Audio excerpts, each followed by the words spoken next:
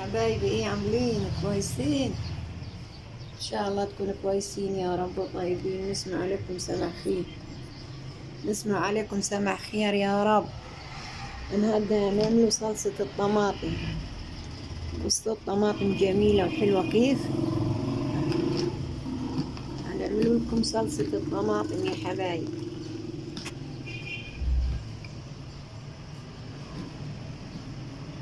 هعمل لكم صلصة الطماطم. عناقيد الطماطم والله.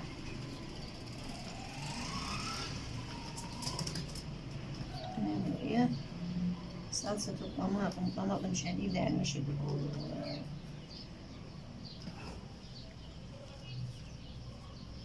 عشان رمضان. كل سنة وانتم طيبين يا حبايبي، كل سنة وانتم طيبين. يلا هنعمل شوية شوية طبعا عشان كتير. يلا انتظروني لما اجيكم. ازيكم يا حبايبي، ايه عاملين؟ انا الطماطم اللي انا وريتها لكم اللي انا غسلتها هنا ونضفتها. هوريكم ايه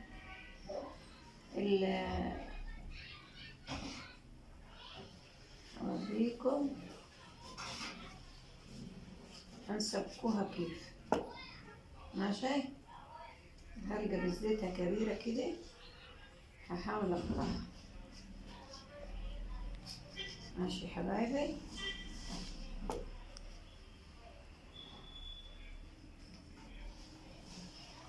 فيها اي حاجة كده سودة على حاجة نشيلوها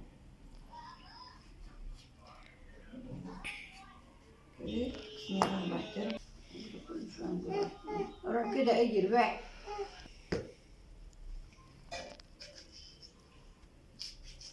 كده يا حبايبي.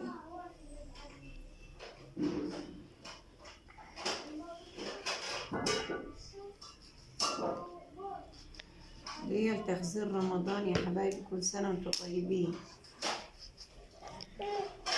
كل سنة وانتم طيبين يا رب. بلغنا رمضان بخير ان شاء الله، احنا وحبايبنا والعالم كله يا رب.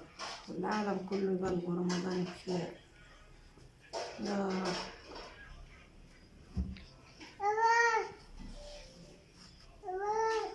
هخلصهم كده يا حبايبي وهرجع لكم زي ما اوريكم كده. وسط 4/4 كده.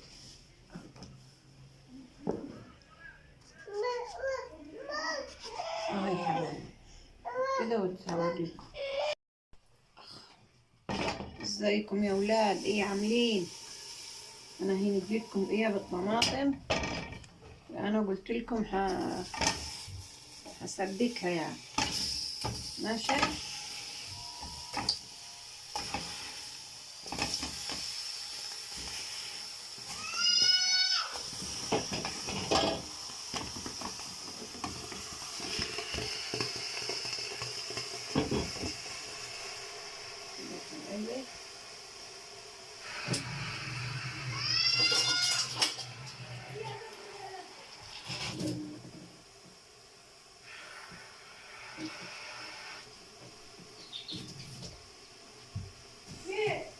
هيكون ايه قيمة كوبايتين مية زي كده يعني.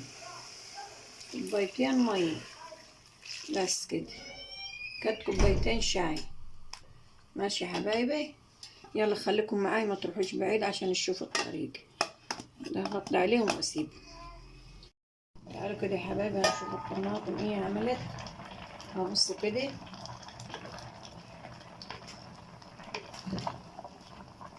كده خلاص ايه قربت تستوي. شوفوا الطماطم المية اللي بلتها. يعني ما تحطيش مية كتير على كد يعني.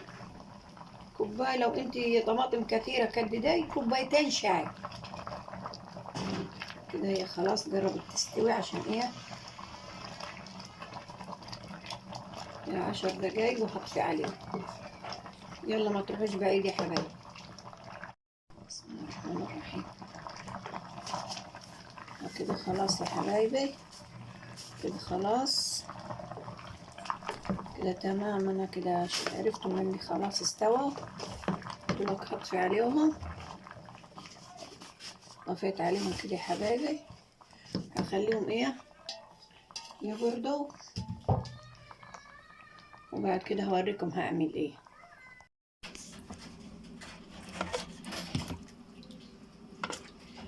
يا حبايبي ايه مخلوطكم في الطماطم اني عشان تشوفوها.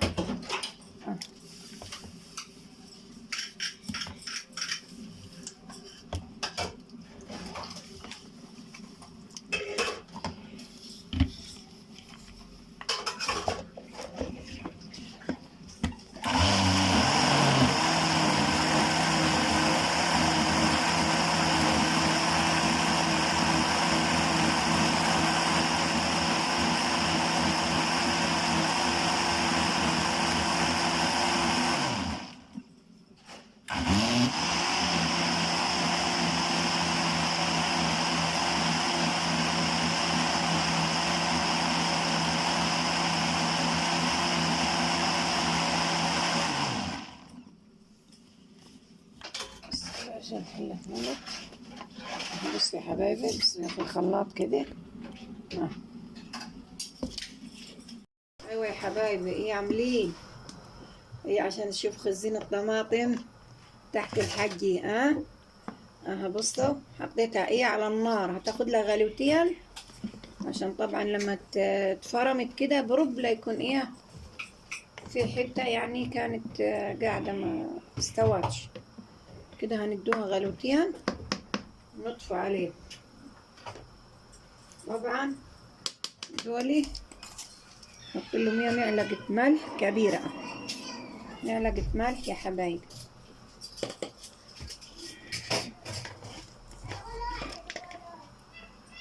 ومعلقة سكر برضو، معلقة سكر كبيرة،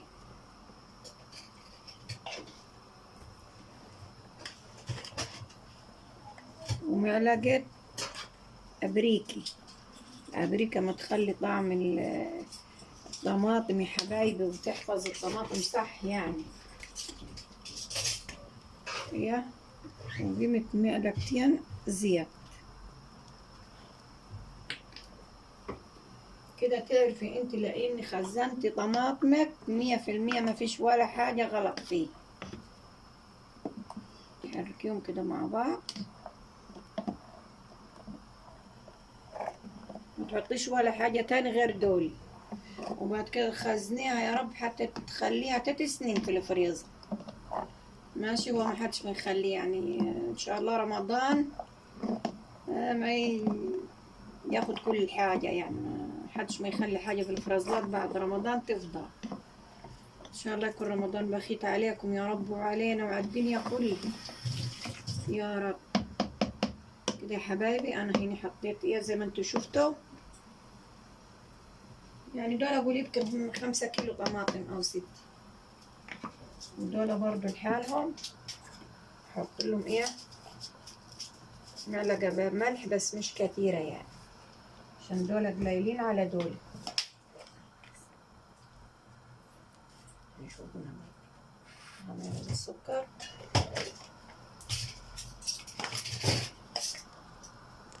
شوية أبريكي،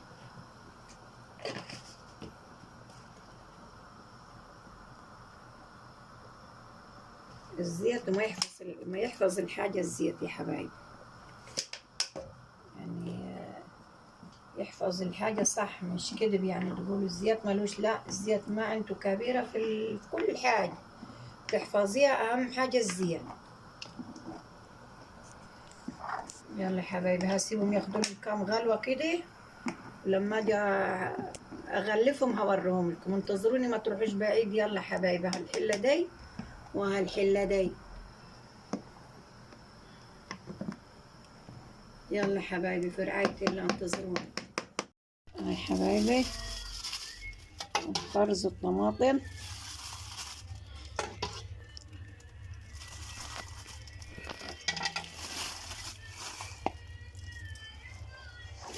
كده لازم تحطيها ايه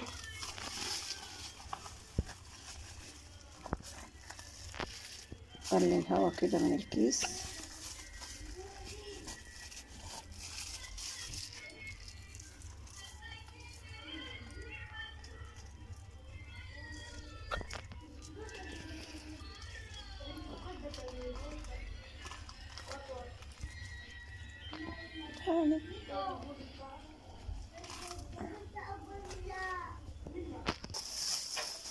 الأكياس بتاعت الأرز فيها الطماطم يا حبايبي.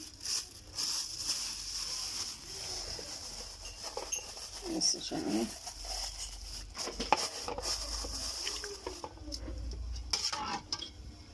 لو عاوزة انت تصفي لك شوية صفي، انا ما بحبهاش مصفية بصراحة.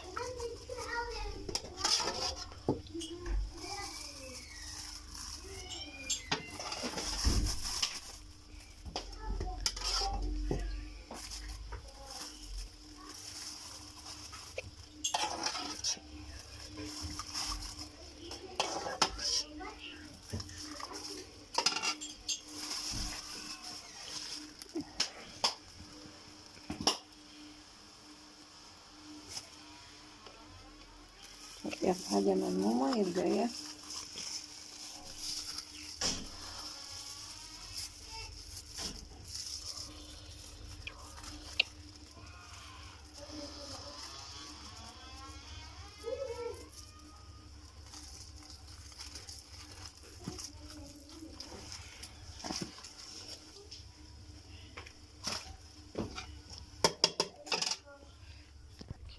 يا حبايبي. فرزنا الطماطم بصوا حلاهي، بصوا مش هقولكم حلاها، وشوفوا شكلها ولونها كيف، شوفوا اللون يا حبايبي، يعني مش تقولوا واللي عاوز يصفيها يصفي، يعني اللي عاوز يصفي له شوية يصفيهم. احنا لسه نعمله تاني، بس انا ما احبش اصفيها يعني بصراحة. هعملكم شوية تاني ايه، هسبكم لكم للمحشي لما يكون ايه حد عامل محشي، دول يخليهم الحالم، هسبكم واوريهم لكم. طبعا دول ايه لازم نقصوا الحاجات دي كده عشان ايه ما تاخدش مطرح في الفريزر.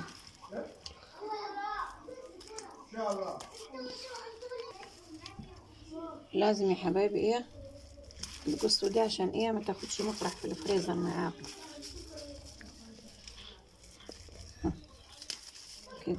كده انت هتجيب الكيس وهتفتحي بالسكينة، يعني الاطراف دي ملهاش لازم، الاطراف دي ملهاش لازم ايه معاك. دول شوية بلدين كده اهو كده يا حبايبي. شوفوا شكل الصلصة، شوفوا شكل الصلصة كده يا حبايبي، زي ما انتوا شايفين كده. تعملوا صلصة زي كده حلوة. يلا في رعاية الله، وتعملوا لنا لايك واشتراك مع ألف سلامة، وتسمعوا إعلانات يا حبايبي. يلا كل سنة وانتوا طيبين، وكل موسم وانتوا طيبين يا أولاد. يلا سلام يا حبايبي. بصوا دول هعملهم لكم ايه، اخليهم لكم خشنين بربكم ايه حد عامل محشي ماشي. هوريكم خلطة ايه، خلطة الطماطم اللي ايه هخلطها لكم.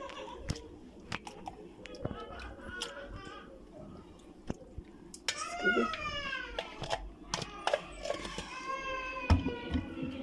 بسم الله الرحمن الرحيم.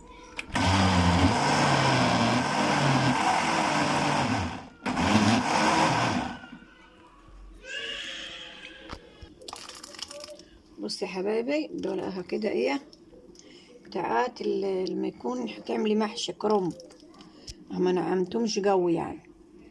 ودي ايه شوية المية اللي كانوا في الطماطم عشان انا مغرب بالنيه. طبعا هحط لك ايه على البوتاجاز.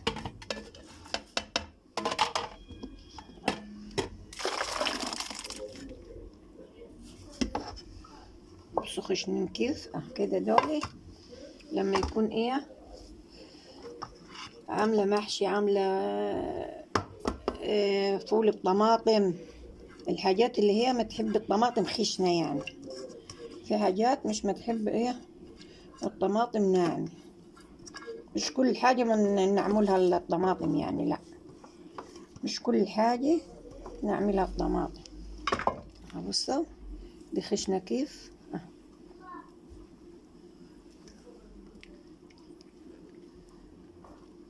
كده، دي مش سابقة خالص وجاهزة يا حبايبي. مش هحطها ايه تاني على البوتاجاز، عشان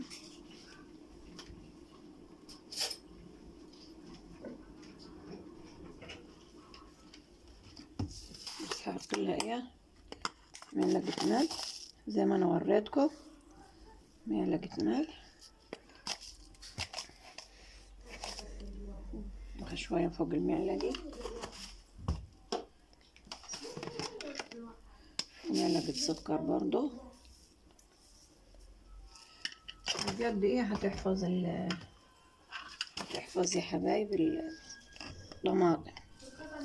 معلقة ابريكي،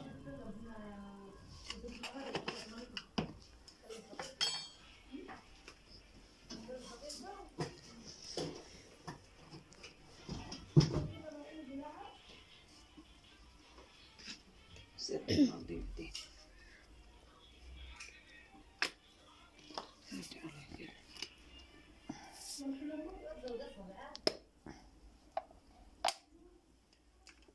شوية زيت،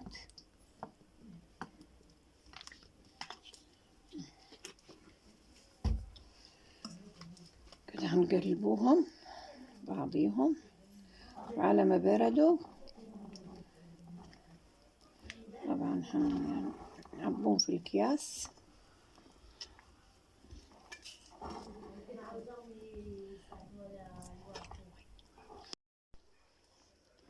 بس كده حبايبي ايه جهزناهم، وعلى ما بردوا طبعا هنحطهم في الأكياس زي ما انتوا شفتوا الأولانيين. بس دول هفرزهم برضو في الأكياس زي ما انتوا شفتوا الأولانيين يعني. ماشي حبايبي، فدول انا حباها بصوا تخينة كيف يعني، لفة واحدة في الخلاط عشان تخليها تخينة كده.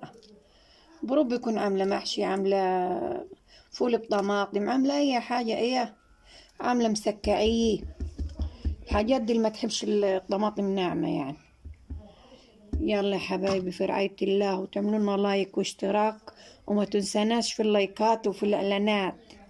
يلا يا حبايبي كل سنة وانتم طيبين يا رب، ويعودها عليكم الأيام بخير يا حبايبي، انتوا ولادكم وحبايبكم يا رب، ويرضى عليكم ويوريكم حاجة في شواصر، يستر طريقكم ويستر طريق الناس كلها يا رب، اللي برا مصر وجوا مصر. الله معاكم يا حبايبي، يلا في رعاية الله.